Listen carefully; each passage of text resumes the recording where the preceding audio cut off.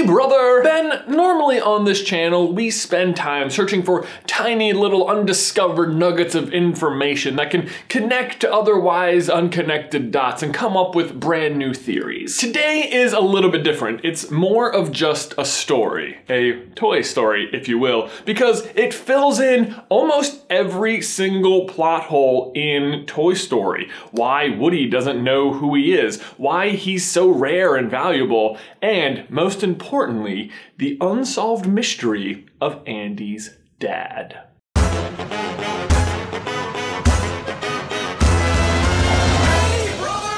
If you are a longtime viewer of this channel or just love fan theories, then you've probably come across the mystery of Andy's dad. I mean, people have come up with all sorts of stuff to explain where he is. Is he dead? Did they get divorced? Is it Al? Did they just not want to animate another human being that early on in the development of Pixar? As always though, the truth is more magnificent and strange than anyone ever could have dreamed up. So let me clarify by saying this is not a fan theory or fan fiction or anything like that, but you're also not going to find it in the bonus features of a DVD or a Disney wiki page lost somewhere deep on the internet or on the novelization of any of the films. From what we can tell, the full story of what we're about to tell you may have only ever been entirely known by one man, one of the original members of the Brain Trust at Pixar and their head of story, Joe Ranft. Joe was involved with the writing and production of every single Pixar movie and was even nominated for an Oscar for storytelling, but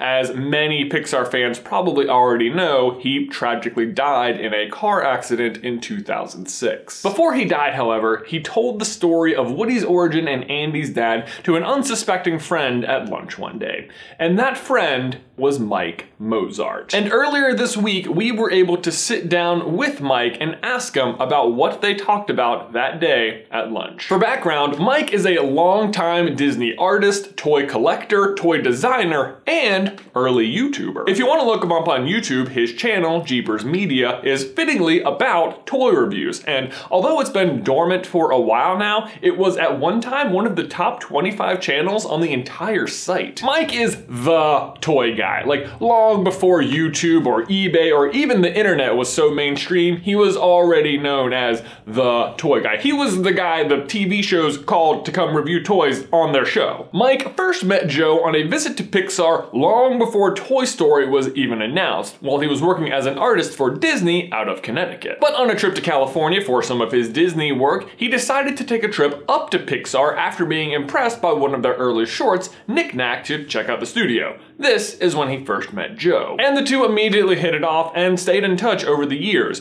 Mike would occasionally send Joe various magic tricks because he knew he collected them. He said he liked magic because that's what his job is magic. That all filmmakers are magic. And he said, what my job is as a writer is to distract you. Here, look over at this while I'm making this magical thing happen over here. This sleight of hand to fool you into thinking something's real. And Joe would occasionally pick his brain about toys. Mike at the time, of course, had no idea that Toy Story was even in production, but he answered his questions anyway and sent him books about toys coming to life. Was I aware of any books or any stories about toys coming to life?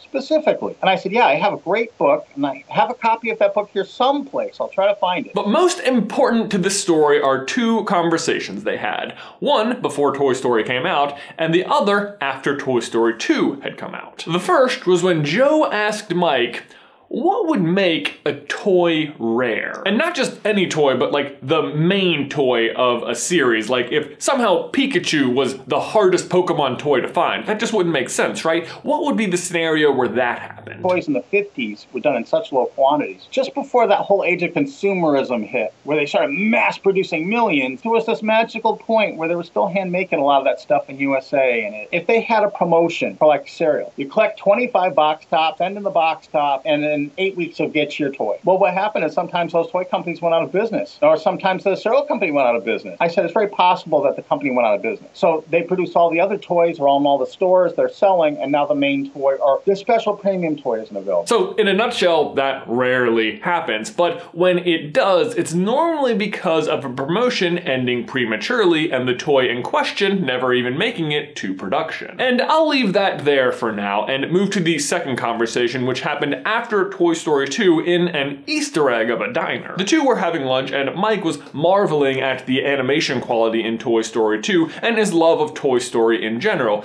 but he said, well, there are a few mistakes, to which Joe said, no, there are no mistakes, the movie is perfect.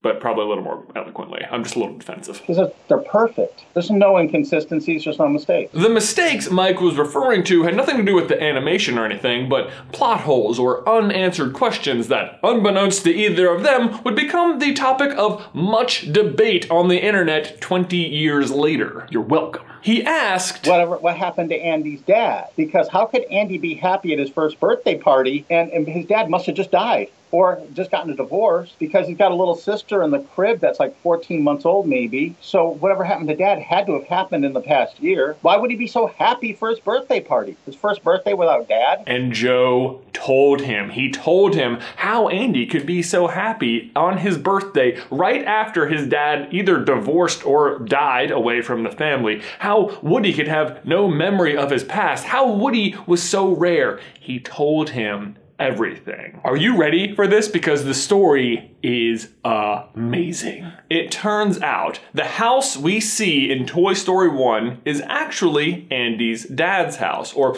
more specifically, Andy's dad's parents' house, the house he grew up in. And just that tiny bit of information clears up a lot of things. Like, for example, many people assume that Andy's parents are divorced because there are no pictures of the father in the house. If he had died, obviously they'd keep the pictures up, right? So where are they? But according to Joe, there are tons of pictures of Andy's dad in the house. In fact, all the pictures you think are pictures of Andy are actually pictures of Andy's father, who looked almost exactly like him as a kid. And the proof has been right in front of us the whole time. Like, look at this photo of Andy in glasses. You know what the problem with this photo is? Andy doesn't wear glasses.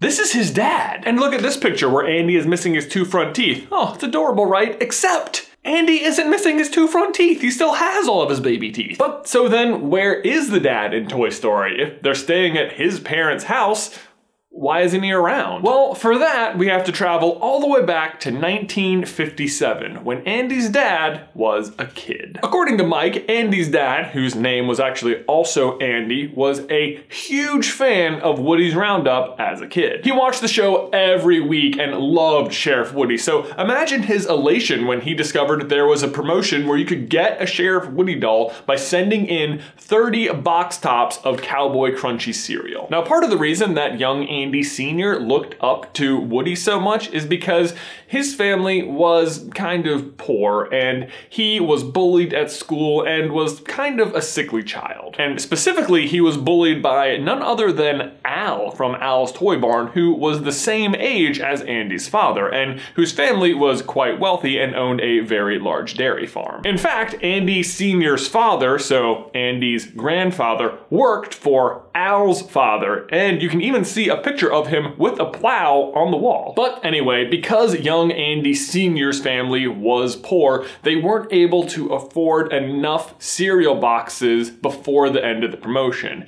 Andy had only been able to collect 7, but he decided he was still going to try. He sent in the box tops he had with a letter explaining how he was Woody's favorite deputy and how his family was just too poor to get all of the cereal and could they please just still send him the doll. And even the envelope itself, he wrote all over it and decorated it so it really stood out, and then he sent it away. And that might have been the end of the story, except for something else that happened in 1957.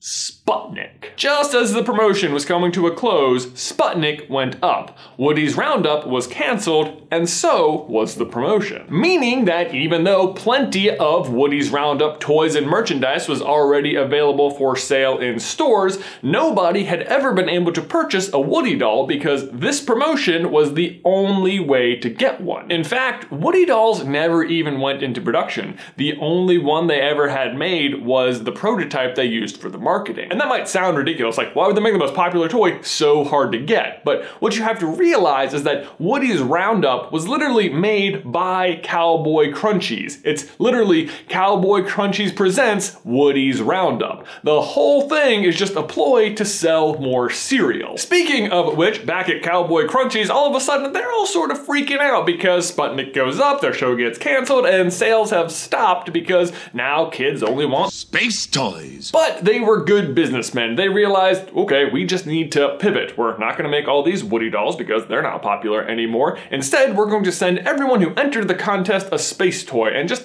hope they forget about the whole Woody's Roundup thing. And that one Woody prototype they made for the marketing, that went in the trash. But the secretary who had been receiving all of the letters from the kids entering the promotion thought differently. She thought the kids would be really upset that they weren't getting the Woody doll. So she fished out the prototype and decided to send it to the kid she thought most deserved it. And it wasn't hard to pick out the envelope. Which means that Woody isn't just rare, he is one of a kind. And Andy's dad owned the only one. This explains why in Toy Story 2, Woody doesn't know who he is. Why, you don't know who you are, do you? He was literally produced after the show went off the air and was never around any of the other merchandise. But wait, then wouldn't he still remember Andy's dad though? Well, remember how I said Andy's dad was a sickly child? Well, more specifically, he was sick with polio, and soon after he got Sheriff Woody in the mail, things got bad. And if you're a history buff and are saying at home, but Jay, the polio vaccine was invented in 1955, how could he have had it? Yes, it was, but it wasn't widely distributed until 1961, and being poor probably didn't help his chances. But like I said, it got bad, meaning that young Andy Sr. had to be sent to a special hospital for treatment, which meant, even worse, that all of his possessions, including his toys, had to be burned. Well, young Andy's dad couldn't bear the thought, so after all of his possessions had been placed out in the yard to be burned, he snuck out, crawled without the use of his legs to retrieve 3 toys: Woody, Slinky Dog, and Mr. Potato Head. And that part of the story really adds up pretty well because the original Slinky Dog came out in 1952, as did Mr. Potato Head, although both of their appearances were slightly altered for the movie. Afterwards, as you may have guessed, since he grows up to have Andy, he does not die of polio as a child. Instead, he recovers but does not return home, and instead moves to Seattle where he meets and marries Andy's mom. He said that he married the mother that we see. They moved to Seattle specifically. I don't know why he said Seattle. Specifically Seattle. Here is where they have Andy and are expecting Molly when Andy's dad is struck by something known as post-polio syndrome. Post-polio syndrome sucks. It basically means that if you had polio, even if you recover from it, it just kind of strikes again and in different parts of your body. And worse. This recurrence forces Andy's dad and his mom to move back to his childhood home, where he would later live out the rest of his short life. Now, young Andy at this point is understandably upset about his father's worsening condition, so one day his dad tells him he has something for him. He opens up his wallet, and right on the inside you can see the imprint of a key that has been in that wallet for probably most of his life. He pulls out the key and tells Andy, "Andy, go upstairs and you're going to find a very special little trunk. It's waited for you all these years. It was something very special from my childhood, and now it's yours. And inside is going to be your best friend in the world." But by the time Andy has gone upstairs and found the trunk and brought it down, his father has died. And for a few days, Andy forgot all about the key. It wasn't until after the funeral when he came back home and found it that he finally opened the trunk and discovered Woody, Slinky, and Mr. Potato Head. All of whom failed to recognize that this boy, this Andy, was not the same Andy that put them in the trunk. They had all been asleep the entire time and had no idea of the passage of time. And because Andy and his father looked so similar as kids, the toys didn't even realize it was a different kid. Woody doesn't even realize that his original owner has passed away, or that the Andy playing with him now isn't the Andy who wrote his name on his boot. And that's pretty much it. And God, it just answers everything. Like, why is the moving truck so empty? Ah, because it wasn't really their house. Andy's parents already had a bunch of stuff up in Seattle. The stuff in the truck is mostly just their sons and a few mementos from the grandparents' house. Why doesn't Woody remember who he is or Andy's dad despite being an old family toy? Because Andy and his dad look the same and Woody was never aware of the show. Why are there no pictures of his father? There are. By the way, did you know that polio causes poor vision, and that's probably why that picture of young Andy's dad is wearing glasses? And if you're not sold yet, there's one more tiny little detail I left out. When the secretary sent Woody to Andy's dad, she included a note that said, to Sheriff Woody's favorite deputy. And guess who else happened to get a couple of prototypes of Buzz and Woody when they were first released?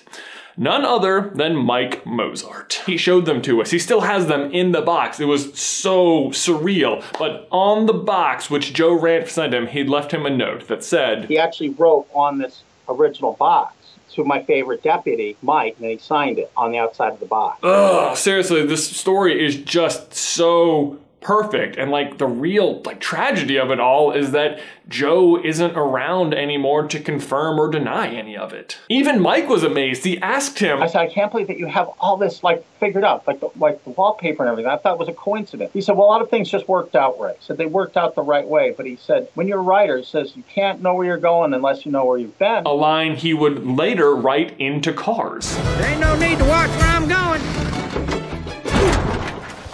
Just need to know where I've been. And now I have to give a huge shout out to a couple of people. First, to Joe Ranft for being just an inspiration and an amazing writer, and for caring so deeply about his characters and his stories, and just for sharing them with someone. And another huge thanks to Mike Mozart for sharing this very personal and touching story. I mean, honestly, he teared up a few times just telling it to us. I almost teared up retelling it to you just now. It was truly a pleasure talking to him, and I highly recommend you go follow him over on Instagram at Mike Mozart. If you'd like to see the full interview we did with Mike to fill in even more details, seriously, it gets very deep and very emotional at times, I recommend you go check it out on our Patreon. It will be available under the exclusive feed. It's about 90 minutes long, but it is so worth the entire watch. Especially because there's yet another shocking reveal about Andy's mom in there too. So Ben, my question for you and everyone else is really more of a request, just to share this story. Let's see if we can get this to Pixar to get confirmation of it, because it's so perfect. I have a feeling there's only maybe 5 people on the whole planet who can actually do that for us. So share this video. Thank you in advance. These socks are amazing! Guys, thanks so much for watching. Please like this video if you haven't already, and subscribe so you don't miss any future Pixar videos from us. If you would like to see the truth about Woody's holster, you can check out this video right here, or if you would like to see our review of Cars 3, you can check out that right here. But Ben, that's all I've got for you today, man. I will see you in another life, brother.